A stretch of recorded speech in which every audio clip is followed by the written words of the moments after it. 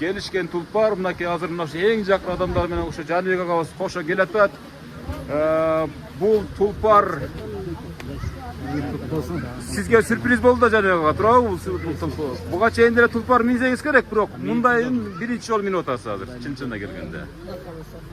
Качан белек кылышты, анан кандай бир сюрприз кылды, бир эре эсте каларлык кылып туруп? Иштеге деле айткан жокмун, анан мен өзү техникада жүргөм, мындан мурун деле машинам бар болчу, минип жүргөм, жөө жүргөн эмесмин.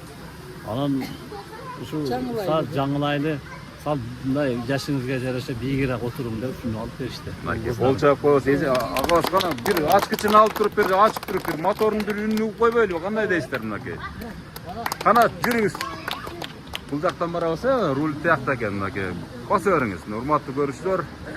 Эми бул негизги белек эмес. Балдар үчүн мына ушул